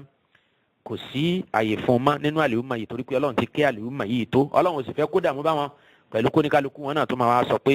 àwọn ń gba wáhíyù látọ̀dọ̀ Ọlọ́run ọba léyìí tí yóò padà sún wọn kúrò níbi títẹ̀lé ìmọ̀nà al-Qur'an àti títẹ̀lé ìlànà tànábì sallallahu alayhi wa sallam tí Ọlọ́run sọ fún wa nípa ẹ̀ wípé wa in tuti'uhu tahtadu Ọlọ́run ọba àlekè ọlá sọ nínú suratu Nur Quran chapter 24 verse 54 wípé wa in tuti'uhu tahtadu tẹ́ bá tẹ̀lé Muhammad sallallahu alayhi wa sallam ẹ̀ mọ̀nà mafhumu al-mukhalafa nù àyà yẹn yẹn ni wípé àgbọ́yé òdì tó ń bẹ fún àyà yẹn òun náà ni wípé tá a bá kọ̀ tá a bá tẹ̀lé Ànábì sallallahu alayhi wa sallam a ó sọnù abẹ́lẹ́ ọba àlekè ọlá kó ṣọ́ wa kó má jẹ́ kí àwa nù àwọn tí ó sọnù kó má ṣe wá ní ẹni ìbínú Ọlọ́run kó má ṣe wá ní ẹni tí ó yà kúrò lẹ́yìn Ànábì sallallahu alayhi wa sallam láti tẹ̀lé òpùrọ́ nínú àwọn ànábì èṣù gẹ́gẹ́ bí ànábì ìjọ Ahmadiyya. irọ́ kàǹkà tí ànábì ìjọ Ahmadiyya pa yìí ó wà nínú àwọn ìkan gbòógì nínú àwọn irọ́ èyí tó ṣẹ́ ẹlẹ́gùn ẹ̀yìn ó náà ní wípé ó sọ wáhìí gbígbà di ìtajà tẹran pàápàá jùlọ ìjọ Ahmadiyya gan ríra wọn ní ìjọ kan tí ó já sí wípé tọkùnrin tóbìnrin nínú wọn òun náà ní gba ìmísí ni wọ́n gba wáhíyù látọ̀dọ̀ Ọlọ́run ọba kódà àwọn àrólé Ghulam Ahmad àtàwọn tán ti kú àtàwọn tí wọ́n sì wà láyé tán wà ń bẹ nísìn wọ́n ríra wọn gẹ́gẹ́ bí ẹni tóun náà máa ń gba wáhíyù látọ̀dọ̀ Allah subhanahu wa ta'ala wal iyazu billah. bákan náà nínú àwọn ọ̀rọ̀ tá à ń sọ yìí kò tí ì tán síbẹ̀ Ghulam Ahmad tẹ̀síwájú nínú tírà ẹ̀ tó pè ní Tuhfatu Baghdad Tuhfatu Baghdad ó ń bẹ nínú ìwé tí wọ́n pè ní Baqatun min Bustanil Mahdi nínú àwọn tírà márùn tí wọ́n kó jọ sínú Baqatun min Bustanil Mahdi ìkànnú ẹ̀ ní tírà Tuhfatu Baghdad òun náà alákọ̀ọ́kọ́ nú ẹ̀ kẹ́ẹ̀wó page 21 Ghulam Ahmad sọ wípé ó ní ya akhi wọ́n mà yá mi unzur fil Bukhari wa ghayrihi min as-sihah wọ́n náà tírà Sahih Bukhari àtàwọn tírà míì nínú àwọn tírà hadisi tí ó lẹ́sẹ̀ ńlẹ̀ kayfa bashara nabiyyuna wa rasuluna sallallahu alayhi wa sallam bí anabi wa sallallahu alayhi wa sallam ṣe fún wa ní ròdùnú wa qala ó sọ pé innahu sayakunu fi ummatihi qawmun yukallamuna min ghayri an yakunu anbiya anabi sallallahu alayhi wa sallam sọ wípé àwọn èèyàn kan wọ́n máa bẹ nínú ìjọ òun anabi tó já sí wípé Ọlọ́run máa bá wọn sọ̀rọ̀ láì sí pa anabi Ọlọ́run ni wọ́n wa yusammawna muhaddasin àwọn ẹni náà wọ́n máa pè wọ́n ní muhaddasin wọ́n máa pè wọ́n ní muhaddasin rí gbólóhùn yìí nísìn mo ti kà á jáde fún wa lẹ́ẹ̀kan nínú àdìsí anabi sallallahu alayhi wa sallam èyí tí mo sọ fún wa kó ń bẹ nínú Sahihu al-Imam al-Bukhari òun ni Ghulam Ahmad ló mú wa ní ìkàkùkà yìí rí èèyàn kan ni tó já sí wípé làákàyè ẹ̀ kò múnádóko bó ti yẹ tó bá fẹ́ mú àdìsí anabi wá wípé anabi sọ báyìí yóò wá mú wa ní mú wa tí ó bá ìfẹ́ nú ara ẹ̀ mú yàní wípé tó bá paraphrase àdìsí anabi sallallahu alayhi wa sallam kò ní mú gbólóhùn ẹ̀ wá àwọn wọ́ọ̀dìnsì àdìsí yẹn bó ṣe wà náà anabi kò ní mú wá bóyá kò ní tíra ń tòsí ni o àbí kò há àdìsí náà sórí kàkà kó sọ fún wa wípé ìtumọ̀ ẹ̀ lòún fẹ́ mú wá o yóò wá ní anabi sọ báyìí ó ní wà kọ́ọ̀lù anabi sọ wípé wọ́n dẹ̀ mú kólọ́mù wá síbẹ̀ lẹ́yìn kólọ́mù innahu sayakunu min ummatihi qawmun yukallamuna min ghayri an yakunu anbiya wa yusammuna muhaddasin ó dà ìjọ Ahmadiyya ẹ lọ mú irú àdìsí báyìí wá nọ́ọ̀rọ̀ anabi sallallahu alayhi wa sallam bí tá anabi ti sọ̀rọ̀ eléyìí tó bá kúkú fẹ́ mú àdìsí anabi wá kókó mú wá kó sọ wípé anabi sọ báyìí aw kama qala sallallahu alayhi wa sallam àbí kó sọ pé fi ma ma'na àbí ngbà míì gẹ́gẹ́ bó ṣe ń sọ kó sọ pé ma mafaduhu anabi sọ ọ̀rọ̀ kan tó jásí pé ìtumọ̀ tó ń bá fẹ́ kọ́ pẹ̀lú èdè tòun òun gbọ́ yípa anabi sọ báyìí kì bá dájú kó máa parọ́ mọ́ anabi sallallahu alayhi wa sallam kó máa yí gbólóhùn anabi sallallahu alayhi wa sallam padà nínú àwọn àdéhìsì yípa anabi sọ báyìí yóò wá mú ọ̀rọ̀ náà wá lárúbáwá náà wà lẹ̀ ẹni tó lọ́lọ́ nǹkan ní gbogbo èdè lárúbáwá lálẹ́ ọjọ́ kan èdè tó fi mú ntọ́pẹ̀ ládìsí anabi yìí wá anabi ló sọ̀rọ̀ yẹn lóòótọ́ ṣùgbọ́n èdè náà ó ti yí ọ̀pọ̀lọpọ̀ nǹkan padà nú ẹ̀ ó ti dáràn sí rẹ̀ lọ́rùn ó ní anabi sọ pé àwọn èèyàn náà wọ́n máa bá wọn sọ̀rọ̀ wọ́n yìí sì ṣe anabi ọlọ́run wọ́n máa wá pé wọ́n ní muhaddasi eléyìí bẹ́ẹ̀ ni Ghulam Ahmad ti ń gbìyànjú láti mú wá wípé inú ìmọ́lẹ̀ àwọn anabi ọlọ́run òun náà ni wípé káwọn èèyàn nínú àwọn ọmọlẹ́yìn wọn káwọn náà tún máa jẹ́ anabi ọlọ́run káwọn náà tún máa gbà wáyé wípé ló ń túmọ̀ sí pé àwọn anabi ọlọ́run wọ́n jẹ́ ẹni pípé níwájú ọlọ́run wípé ọlọ́run kò bá ti ìjọ anabi sallallahu alayhi wa sallam náà jẹ́ àwọn náà gbọ́dọ̀ máa gba wáyù òun náà ni wáyé ṣe di tọrọ fọ́kálé lọ́dọ̀ ìjọ Ahmadiyya níbàámu sí ọ̀rọ̀ tí a sọ tán yìí Ghulam Ahmad ò tí ì dákẹ́ olóṣìkù òun náà ni ìbọn irọ́ ọ̀hún ró kí ló wí ẹ̀yàn máa yá mi nú ẹ̀sìn Islam lábala ọ̀rọ̀ nípa pàǹgbà wáyù yìí ẹ bá ka ìwé Tuhfatu Baghdad page 21 àti page 22 ọ̀pọ̀lọpọ̀ àwọn onísúfí gẹ́gẹ́ bí Ghulam Ahmad ṣe ń sọ fún wa àwọn náà ń gba wáyù lọ nìyẹn ní rẹpẹtẹ èyí tó wá burú jáì ń bẹ yàtọ̀ fún pé wọ́n ń gba wáyù bó tilẹ̀ jásí pé yẹn náà burú òun náà ni pé ẹ̀yẹn lọ ka gbogbo àwọn tí wọ́n láwọn ń gba wáyù lẹ́yìn anabi sallallahu alayhi wa sallam yìí ẹ̀ka tí wọ́n gbà nínú wáyù ṣé bẹ́ẹ̀ tiẹ̀ ti rí ti Ghulam Ahmad gẹ́gẹ́ bí àpèjúwe a rí wípé àwọn ọ̀rọ̀ tó lè báyé jẹ́ àwọn ọ̀rọ̀ tí ó wọ àwọn èèyàn dà sínú náà jahannama tó bá di lọ́run òun náà ni wáyù tí ọ̀pọ̀lọpọ̀ wọn ń gbà ẹ wo wáyé àwọn ní Sufi ẹ rí wípé àwọn ọ̀rọ̀ tí ò ní jẹ́ kí ọ̀pọ̀lọpọ̀ èèyàn rà nù Ọlọ́run òun náà ni ṣètọ́nù fi ránṣẹ́ sí wọn ó lè jẹ́ kó yé wa pé Ọlọ́run kọ́ ló ń bá wọn sọ̀rọ̀ àwọn èṣù wọn àwọn náà ni wọ́n ń bá wọn sọ̀rọ̀ náà ń fọpọlọ wọn ṣeré ó túmọ̀ sí pé kò sáǹfààní kankan bí kí ẹnìkan sọ pé òun gba wáyé lẹ́yìn anabi wa sallallahu alayhi wa sallam yàtọ̀ fún wípé àkídà ẹ̀sìn Islam ni pé kò sí wáyé mọ́ lẹ́yìn anabi wa sallallahu alayhi wa sallam nínú àwọn gbáǹkọ́gbì irọ́ èyí tí Ghulam Ahmad anabi òpùrọ́ ilẹ̀ India yẹn èyí tó sọ òun náà ni wípé ó ní wàrọ̀dá fil hadisi annahu sayuzadu fi a'mari nasi fi zamani al-masih al-maw'ud ó ló ti wà nínú hadisi anabi sallallahu alayhi wa sallam wípé wọ́n máa fi kún ìṣẹ̀mí àwọn èèyàn ẹ̀mí àwọn èèyàn máa gùn sí tó bá tó àsìkò al-masih al-maw'ud ní àsìkò tí Ìsá ọmọ Maryam bá sọ̀kalẹ̀ ìyẹn òhun Ghulam Ahmad gẹ́gẹ́ bí ó ṣe pamọ́ fún wa pé ó pe rẹ̀ ní Ìsá ọmọ Maryam ó lóun ní Ìsá ọmọ Maryam tá Ànábì sọ pé ń bọ̀ nígbẹ̀yìn ayé bẹ́ẹ̀ sì ní orúkọ rẹ̀ kì í jẹ́ Ìsá àwa náà sì mọ̀ pé ìyá rẹ̀ kì í sì ṣe Màríyámù ó ní wà máa náà hù ó lé Ànábì ti sọ pé ẹ̀mí àwọn èèyàn máa gùn sí nínú àwọn àǹfààní táwọn èèyàn máa rí lásìkò òun Ghulam Ahmad yẹn pé wọ́n máa jọ láwọn púpọ̀ nínú ọlá àwọn tí wọ́n ń jẹ gẹ́gẹ́ bí mo ṣe sọ lẹ́ẹ̀kan ó ní pé ó láwọn èèyàn máa gba wáhíù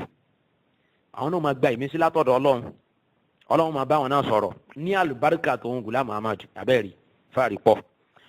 ó tún nínú àlùbáríkà táwọn èèyàn máa jẹ lára òun Ghulam Ahmad tó bá tásìkò òun ni pé Ànábì ti sọ nú àdìsí ẹ̀ pé ẹ̀mí àwọn èèyàn máa gùn sí yóò máa gùn bí ọ̀pá àbọ̀n wà máa náhù lẹ́dí fòhìmtuhù ó ní ìtumọ̀ ọ̀rọ̀ náà bọ́lọ̀ ń ṣe fi mọ̀ òun Ghulam Ahmad ni pé ìyẹn bóun ṣe gbọ́ àdìsí náà yé sí innama huwa anna alladhina yakununa khuddama ad-din yẹn ni pé àwọn tán bá jẹ́ olùṣẹ́rúsìn ẹ̀sìn tí wọ́n jẹ́ ọmọlẹ́yìn òun Ghulam Ahmad sayuzadu fi a'marihim ẹ̀mí wọn máa gùn sí wọn máa pẹ́ láyé dáadáa ẹ̀rí kí Ghulam Ahmad kó lè bá a lérò lẹ́yìn àbí torí kíni káwọn ọmọlẹ́yìn ẹ̀ lè bá a pọ̀ nígbà tí pé kálukú náà ni ò fẹ́ kú wọn ni ta ń fẹ́ kú Yorùbá ní ta ń fẹ́ kú àwọn èèyàn fẹ́ tètè máa kú tí wọ́n bá tẹ̀lé Ghulam Ahmad bóyá wọ́n máa lo 300 years láyé ni ta ń bí dà ta ni wọ́n bí dà nínú wọn tó rí 200 years lò láyé ta ló tiẹ̀ ló 150 gan nínú àwọn ọmọlẹ́yìn ẹ̀ gan ẹ̀ rí i pé òpùrọ̀ ànábì burúkú ànábì òpùrọ̀ tá ànábì sallallahu alaihi wasallam sọ fún wa pé nínú àwọn ànábì tó ló ń bọ̀ ńgbẹ̀yìn ayé salasuna kadhabuna dajjalun òun náà ni Ghulam Ahmad jẹ́ ìkan nínú wọn nígbà tá a bá ń pe Ghulam Ahmad ní òpùrọ̀ mi ìfẹ́ ká sì gbọ́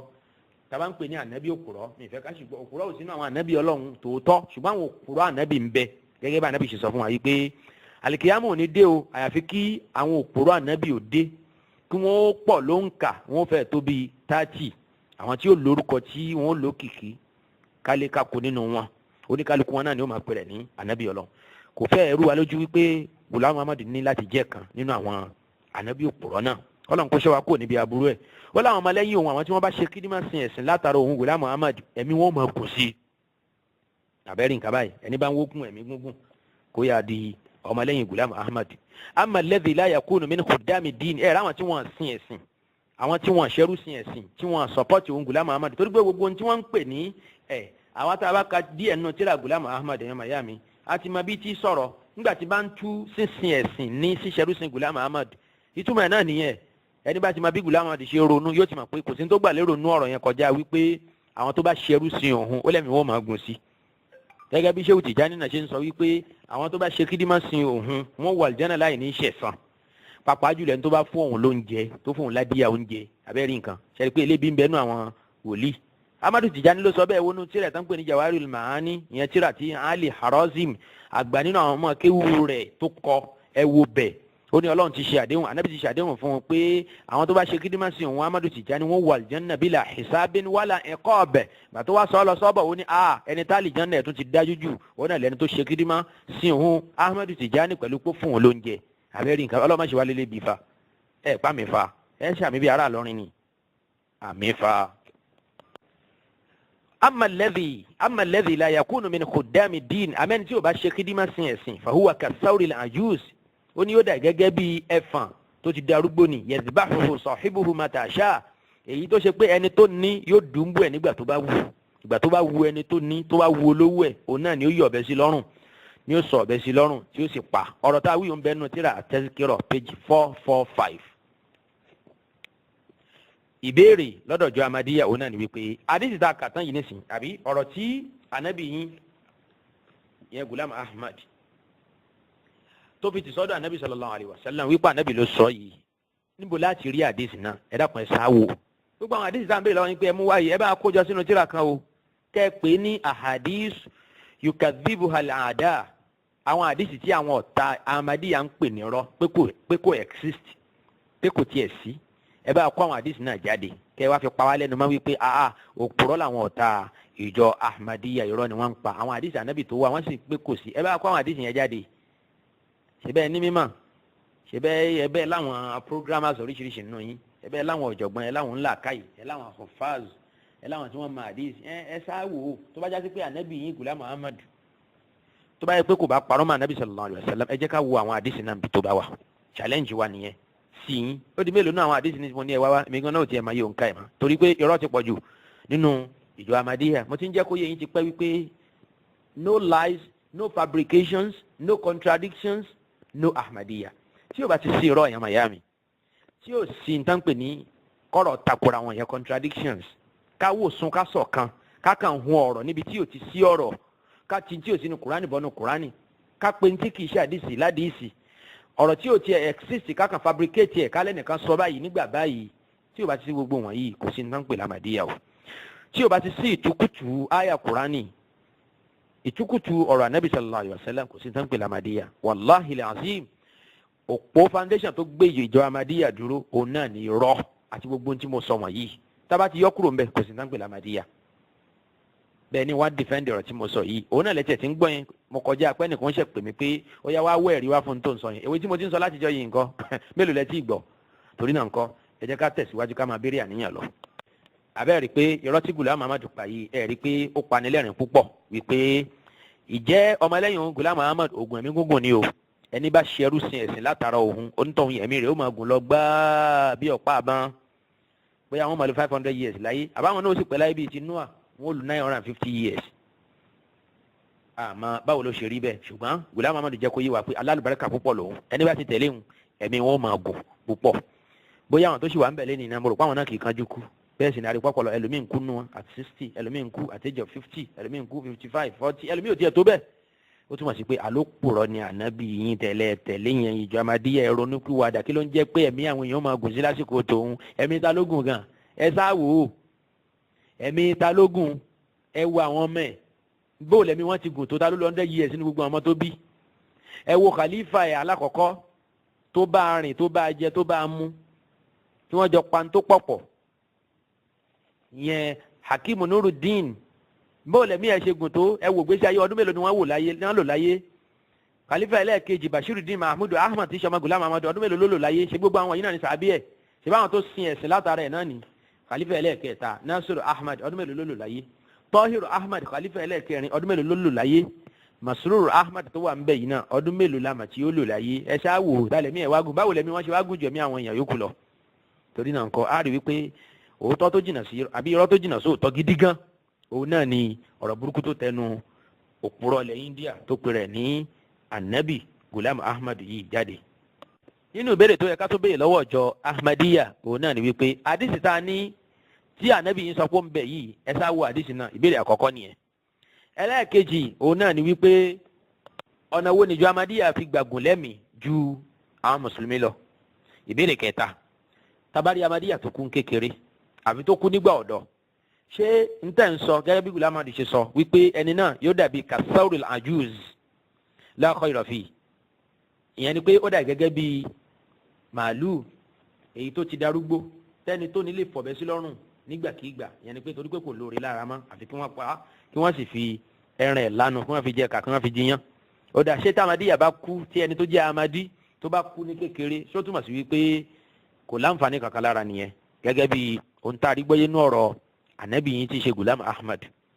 ṣáà rẹni tó kú kékeré nú àwọn àjọ Ahmadiyya ni àbí wo ni irú rọ burúkú tẹ̀tẹ̀ kẹfí ń tara yín jẹ yìí gan torí náà ńkọ́ kódà àti ẹ̀rẹ́ni tó kú nínú àwọn ọmọlẹ́yìn Ghulam Ahmad tó jásí wípé nínú àwọn kò rí òsùn ẹni nínú àwọn tó súnmọ́ púpọ̀ nínú àwọn ọmọlẹ́yìn ẹni ó sì kú nígbà tó ń bẹ lọ́dọ̀ kódà wọ́n di tó ló ń gba revelation yìí látọ̀dọ̀ Allah subhanahu wa ta'ala látọ̀dọ̀ ṣèitọ́nù ẹ̀ tí ó gba revelation yìí látọ̀dọ̀ ṣèitọ́nù ẹ̀ ọdún kẹta sásìkò tó sọ̀rọ̀ yìí ẹnìkan náà ọmọlẹ́yìn ẹ̀ tó jẹ́ ọmọlẹ́yìn tí ó súnmọ́ dáadáa ó mà dágbére fáyé ó sì ń bẹ lọ́dọ̀ lásìkò náà kò tí ì dàgbà ẹ̀mí ò tí ì gùn tó nǹkan ṣó túmọ̀ sí wípé mọ̀náfíkù ló ń tọ̀hún yẹn kì í ṣe ní Ọlọ́run ẹ jẹ́ ká béèrè lọ́wọ́ ọjọ́ Ahmadiyya ṣẹ́ni bá ṣe ń dáràn sí àwọn Ọlọ́run ní sèyàn ìyá mi ní ẹ̀sìn Islam adúpẹ́ tó ṣàwálé olùtẹ̀lé ànábì sallallahu alaihi wasallam nìkan torí pé ìpín tiwa nìyẹn tọ́lọ̀ ń pẹ́ fún wa nínú àwọn ànábì Ọlọ́run bá a bá fi ilẹ̀ ta tẹ̀lé lómi oko ìyàwó náà là ń lọ inú náà ó náà lápadà fọ̀bọ̀ sí wàlẹ̀ ìyá zubillah abẹ́ Ọlọ́run bá lè kí ọlá kó bá wa ṣàánú ìjọ Ahmadiyya kó tọ́ wọn sí ojú ọ̀nà ẹ̀sìn Islam tó dúró déédéé tá a wà yìí gbogbo ìbéèrè tí a béèrè lórí àdìsí ìjọ Ahmadiyya ẹ dákun ẹ ṣe bí ọkùnrin kẹ ẹ dá wa lóhùn o ẹ̀yin náà ẹ sọ̀rọ̀ tiyín sínú kíṣẹ́ tí báyọ̀ ṣe máa gbọ́ ilé yìí ẹ sọ tiyín náà kẹ jẹ́ kí ayé orí gbọ́ kí wọ́n lè bá a mọ̀ pé òpùrọ́ lèmi tí mò ń sọ̀rọ̀ yìí kí wọ́n má bàa tẹ̀lé tí mò ń sọ ẹ sọ síta kẹ jẹ́ kí ayé orí gbọ́ ẹ bá wá àdìsí náà jáde ẹ lọ gbogbo làákàyè àti màtọ́lọ́mbà fún yín kẹ fi wá àwọn àdìsí náà jáde ṣùgbọ́n mọ̀ pé ẹ ò ní lè ṣe bẹ́ẹ̀ torí àwọn àdí pàtàkì wọ̀nyí gbogbo àwọn irọ́ oríṣiríṣi tá a ti ń kó jáde wọ̀nyí àtàwọn ọ̀rọ̀ tá à ń sọ bẹ́ẹ̀ sì ni mo fẹ́ kí ẹ̀yin ọmọ ìyá mi nínú ẹ̀sìn Islam kẹ́ túbọ̀ lọ mọ̀ wípé ẹ má gbẹ̀tànjẹ pẹ̀lú ìjọ Ahmadiyya gbogbo tí mo ń sọ yìí mi ò mọ̀mú lómù insha Allahu ta'ala látara ẹnu ọba díẹ̀ tí Ọlọ́run fún mi nínú ìgbàláyè kọ́lọ́n kó ṣàlékún ìgbàláyè fẹ́ni kọ̀ọ̀kan wa mi ò parọ́ mọ́ ìjọ Ahmadiyya gbogbo àti mo bá ń sọ̀rọ̀ wọn bẹ́ẹ̀ tí ń rí un ní mi ò sí inú stúdíò kan ni mo wà ìdí tíra Ahmadiyya ni mo jókòó sí tí mo fi ọ̀pọ̀lọpọ̀ àsìkò kó jọ tí mo fi owó ọwọ́ mi kó jọ kì í ṣe pé mo lọ ń rà ṣùgbọ́n gbogbo ẹ̀ náà ló kúkú wà lórí sáìtì wọn lórí íńtánẹ́ẹ̀tì nítòkàn kó náà ni kí n print ẹ̀ síta kí n sì kálẹ̀ kúnrẹ́rẹ́ kó má di pé n tá àwí ló ń wí jáde mo kọjá pé wọ́n fẹ̀sùn kàn mí pé mo ń parọ́ máa wọn àmọ́ ó dùn sọ lẹ́nu wọn púpọ̀ pípé irọ́ ni la'natullahi 'alal kadhib ó máa ń dùn sọ Ahmadiyya tó bá sọ fún yín pòkùrọ̀ ni mí ẹni mo ní kó fèsì sí ọ̀rọ̀ tí mo sọ yìí tá bá ti ṣe késẹ̀tì yẹn tán kí wọ́n sẹ́ndì ẹ̀ sí mi náà kí ló burú náà ọ̀rọ̀ tí mò ń sọ yìí ó ṣeé ṣe kó dórí íńtánẹ́ẹ̀tì láàárọ̀ ọ̀la ó ṣeé ṣe kó dórí WhatsApp group kó dórí Facebook láàárọ̀ ọ̀la ó ṣeé ṣe kó dórí YouTube láàárọ̀ ọ̀la so ọ̀rọ̀ tá à ń sọ wọ̀nyí yìí iṣẹ́ tá à ń ṣe wọ̀nyí yìí à ṣe é níṣe kí wọ́n má bàa gbọ́ ṣe la sọ kí wọ́n lè gbọ́ nítòsí dáa náà ní káwọn náà sọ tiwọn kàn jẹ́ kí ayé ó gbọ́ ṣùgbọ́n ìjọ Ahmadiyya lọ́pọ̀lọpọ̀ ọgbà nínú àwọn ọgbọ́n àyínnìkí àyínnìpadà tó ń bẹ fún wọn ni pé wọn ò ní takù ọ̀pọ̀lọpọ̀ níta bá sọ ń pa wọn gbogbo àwọn ọ̀rọ̀ tẹ́rí tí mo fi ń takò wọ́n yìí àwọn challenge mò ń fún wọn yìí wọn ò ní lè dá wọn ẹ̀ kí ni wọ́n ṣe ni pé wọ́n lè wo gbogbo késẹ̀tì tí mo ti sọ gbogbo ọ̀rọ̀ tí mo ti sọ yìí wọ́n á kàn rọra wá àwọn pọ́ìntì kọ̀ọ̀kan jáde ńbẹ̀ wọ́n wà á ran yín mọ́ láti lè jẹ́ kí ẹ̀yin olùgbọ́ kẹ́ lose confidence nínú ẹni tó ń sọ̀rọ̀ wọ́n á ní ẹ̀gbọ́ ó sọ báyìí bí báyìí wọ́n á wá ran yín mọ́ ọ̀rọ̀ yẹn wọ́n lè ní ó parọ́ ní ó fàjásà sí ní ó ṣe gbá ní èyí tó wá jẹ́ ojúlówó ọ̀rọ̀ gbogbo challenges tá a ti fún wọn pé ẹ wá nǹkan báyìí wá nbó lọlé yìí wá nbó làdísì wá nbó nìtumọ̀ yìí wá nbó náà fi sọ̀rọ̀ báyìí nù tafsiri gbogbo ẹ̀ wọ́n ní yabẹ̀ mọ́ wọ́n wá dé yín mọ́ bíi pọ́ìntì bíi méjì mẹ́ta ládùúrú hundreds of points tá a ti mú wá lẹ́yìn tá a fi takò wọ́n ibi tí wọ́n rí pé ọ̀rọ̀ adẹ́lẹ̀ nu ọ̀rọ̀ bóyá mo sọ pé ọ̀rọ̀ yẹn wà ní page 35 wọ́n wá lọ bá a ní page 39 ẹnu bíi page mi mẹ́rin tó rọra lé yẹn ni wọ́n wà ràn yín mọ́ pé kò kàwé wa ẹni tó lóun ti mọ̀ wíwá tó lóun ti ka gbogbo wíwá tó lóun mọ̀ tó wà nínú ìwé ẹ gbọ́ irọ́ ló pa ó sọ báyìí bí báyìí irọ́ lọ́rọ̀ yẹn ẹ dákun ọ̀dà tí yẹn bá jẹ́ irọ́ ṣé mo ti sọ fún yín tẹ́lẹ̀ pé èèyàn ni mí abara ni mí mo lè ṣàṣìṣe tí mo bá ṣàṣìṣe yẹn sọ fún mi pé o ṣàṣìṣe mi báyìí àbí o parọ́ mi báyìí kí n wá fìdí ẹ̀ múlẹ̀ wípé mi ò parọ́ tó bá jásí pé mo ṣàṣìṣe lóòótọ́ insha Allahu ta'ala mo ń retí màá sọ fún yín pé mo sọ̀rọ̀ báyìí nígbà báyìí o ọ̀rọ̀ tí mo sì sọ náà ọ̀rọ̀ náà àṣìṣe wà ń bẹ̀ láìpẹ́ yìí mo rántí wípé mo dárúkọ wípé Ghulam Ahmad sọ wípé àwọn ànábì tó tó bí 400 ni wọ́n gba àwọn wáàyí èṣù mi wá dá sí dárúkọ bíi tí ọ̀rọ̀ náà wà nínú ìwé Ghulam Ahmad ẹ wo tírà Daruratul Imam page 27 insha Allah ta'ala ibẹ̀ ni ọ̀rọ̀ náà wà ó ní ànábì Ọlọ́run ó ló wà nínú bíbélì wípé àwọn ànábì Ọlọ́run tí wọ́n tó 400 wọ́n gba wáàyí lọ́dọ̀ èṣù abẹ́rẹ́ nǹkan ọ̀rọ̀ yẹn àbùkù ló jẹ́ látọ̀dọ̀ Ghulam Ahmad sí àwọn ànábì Ọlọ́run yẹn tó bá yẹ pé ànábì ni wọ́n lóòótọ́ gẹ́gẹ́ bó ṣe sọ ṣùgbọ́n òun títí ẹ̀ ó ti fọ́rẹ́ mọ́ láì mọye ìgbà wípé àwọn wáàyí tóun Ghulam Ahmad ń gbà ó èṣù lọ́wọ́ sí rárá àti rárá gbogbo ẹ̀ pátápátá ó dájú àtọ̀dọ̀ Ọlọ́run ló ti ń bọ̀ kódà bí ó ṣe dájú pé alukurani ọ̀rọ̀ Ọlọ́run ni ló ṣe dájú pé gbogbo àwọn ẹ̀mí sí tóun Ghulam Ahmad rí gbà àtàwọn ọ̀rọ̀ kọ̀rọ̀ tí mo ló ń sọ yàtọ̀ àwọn ọ̀rọ̀ wọ̀nyí o ẹ dákun ṣé Ọlọ́run ló fi àwọn ọ̀rọ̀ wọ̀nyí ránṣẹ́ sí Ghulam Ahmad báyìí wálé ìyá sùbẹ̀lá mi ò béèrè yẹn kán lè dáhùn torí mo mọ̀ pé wọn àtọ́bẹ̀ kí wọ́n sọ bẹ́ẹ̀ ṣé gbogbo àwọn ọ̀rọ̀ wọ̀nyí ká fabricate hadith ká sọ ní tí ò sínú Kùránì ká ló wà ń bẹ̀ ká parọ́ mọ́ Ànábì sallallahu alaihi wasallam ká tú alukurani ń tukutu ṣé gbogbo wọ̀nyí náà tí Ghulam Ahmad sọ pé ìgbàgbọ́ tóun ní sí alukurani pé kò láṣìṣe kò lábà àwọn kò kù síbì kan òun náà ló ń bẹ nínú wáhìí tóun náà rí gbà gbogbo ọ̀rọ̀ ẹ̀ tó sì tá a sì ń kà fún wa yìí náà wáhìí ní torí Ghulam Ahmad sọ pé Ọlọ́run sọ fóun pé wa ma yantiqu anil ahwa òun Ghulam Ahmad òun kì í sọ̀rọ̀ fẹ́ ní òun kì í sọ̀rọ̀ fẹ́ nù in huwa illa wahyun yuha ìránṣẹ́ tóun bá rí gbà ìmísí tóun bá rí gbà látọ̀dọ̀ Ọlọ́run òun náà lòun máa fi ń sọ̀rọ̀ ó túmọ̀ sí pé ó ń sọ fún wa pé gbogbo ohun tóun sọ yìí gbogbo rọ ẹ̀sùn rọ́ tá a ti fi ń ka Ghulam Ahmad yìí ó lọ́dọ̀ Ọlọ́run ló ti wá ẹ̀dá kan ẹ̀yàn máa mi nú ẹ̀sìn Islam ìjọ dá kí yàn pa irọ́ bántàbántà yìí mọ́ Ọlọ́run ni wa man azlamu mimman iftara ala Allahi kadhiba ta ni fi ṣàbòsí ta ni fi ṣe tí ò da tó tó ẹni tó dá àdápa àrọ́ mọ́ Ọlọ́run ọba aw qala uhiya ilayya wa lam yuha ilayhi shay'un àbí ẹni tí ó sọ pé Ọlọ́run ń bá wọn sọ̀rọ̀ Ọlọ́run ránṣẹ́ sóhun tọ́lọ́run ò sì ránṣẹ́ sí Ọlọ́run ṣe òun lójíṣẹ́ tọ́lọ́run ò sì ṣe lójíṣẹ́ Ọlọ́run ṣe òun lánàbì tọ́lọ́run ò sì ṣe ní ànábì wa man qala sa unzilu mithla ma anzala Allah àtẹni tó sọ wípé irú alukurani tí Ọlọ́run ọba àlekè ọlá sọ̀kalẹ̀ yìí òun náà ní ọ̀rọ̀ tó ṣe déédéé alukurani náà nínú àìlábùkù àtàìlábà wọn mo rò pé àwọn gbólóhùn wọ̀nyí àwọn ọ̀rọ̀ Ọlọ́run ọba wọ̀nyí èyí tá a bá nínú suratul an'am aya 93 mo rò pé ó ṣe déédéé ànábì òpùrọ̀ ilẹ̀ India yìí ìyẹn Ghulam Ahmad tí ìjọ Ahmadiyya ń tẹ̀lé mo rò pé wẹ́kú òun náà ni ọ̀rọ̀ náà ṣe déédéé rẹ̀ tó bá wá rí bẹ́ẹ̀ ńgbà náà kò sí tó kù bí ó ṣe pé ká gba ìjọ Ahmadiyya nímọ̀ràn wípé ẹ lọ túbà ẹ ronú fùwàdà ẹ ronú ọjọ́ ọ̀la ẹ ronú wípé ẹ pàdé Ọlọ́run ọba ń jọ kan láti gbẹ̀san gbogbo ń tẹ́ gbélé ayé ṣe ẹ padà lẹ́yìn ànábì òpùrọ̀ yìí ẹ̀yin ò mọ̀pọ̀ tó wà wájú Ọlọ́run nísìn èèyàn kú nǹkan ẹ̀ ò bàjẹ́ lẹ́yìn ẹ̀ èèyàn kú àwọn èèyàn tó ń tẹ̀lé àwọn tó sì tẹ̀lé wọn ń pọ̀ sí ló ń ka eléyìí kì í ṣe ẹ̀rí tá a fi mọ̀ pé ẹni Ọlọ́run ni onítọ̀hún yẹn ṣètọ́nù lágbára láti ṣe gbogbo nǹkan wọ̀nyí èṣù lágbára kò nígbàlà ní èṣù a máa bá ní pèpè sídìí aburú púpọ̀ ẹni ó dálẹ̀ ó dá ẹ̀yẹn ojú ọ̀nà ọ̀pọ̀lọpọ̀ àwọn ojú ọ̀nà súfí èyí tó wà bá ti pọ̀ lónìí ìrànràn ní ṣé Islam náà ní gbogbo ẹ̀ ẹ̀bẹ̀ ìlọ́wọ̀ Ahmadiyya tó bá ní kì í ṣe Islam kí ló dé tó já sí pé àwọn ọmọlẹ́yìn àwọn tó dá ìjọ yẹn sílẹ̀ wọ́n sì tún ṣẹ́kù kódà wọ́n ń bẹ jaburata lórí ilẹ̀ káàkiri nílẹ̀ Lárúbáwá nílẹ̀ aláwọ̀ dúdú nílùú òyìnbó nílùú Asia lórí ní kọ́ńtínẹ́ǹtì Asia wọ́n ń bẹ káàkiri àgbáyé kí lórí tí wọ́n sì tún ṣẹ́kù tó bá já sí pé wọ́n sí lórí òótọ́ torí pé gbogbo wọn ò lè wà lórí òótọ́ ìjọ Ahmadiyya tí gbogbo wọn bá wá sí lórí òótọ́ kí lórí tán sì tún lọ́mọ lẹ́yìn dèní tí wọ́n sì pọ̀ lóǹkà kódà àwọn míì ń bẹ wọ́n pọ̀ ju ìjọ Ahmadiyya lọ láàrin káàkiri àgbáńlá ayé torí náà ńkọ́ ṣe ká bèè lọ́wọ́ ìjọ Ahmadiyya ṣíṣẹ́kù Ghulam Ahmad àti lílọ́mọ lẹ́yìn àti mímọ̀ tẹ̀síwájú mímọ̀ gbèrú sí kò túmọ̀ sí wípé ẹni Ọlọ́run ni Ghulam Ahmad o àwọn àtàwọn sì ń gbẹ̀tàn jẹ pẹ̀lú nǹkan yẹn pé àwọn àfa ń bú wọn wọ́n pè wọ́n ní kèfèrí ṣùgbọ́n tó ń ti bẹ́ẹ̀ náà ṣe níjọ Ahmadiyya tún bẹ̀rẹ̀ sí ní dàgbà sí ṣe lẹ́ ń tanra yín jẹ ó dà ṣe Christianity ò gbèrú sí ṣé wọn àpọ̀ ló ń kà sí ju ayé ànábì sallallahu alaihi wasallam lọ. So ó túmọ̀ sí pé ọlọ́run sọ fún wa nínú Al-Qur'ani wípé irọ́ ò ní ráyè fìdí múlẹ̀ àbí irọ́ ò ní tàn ká,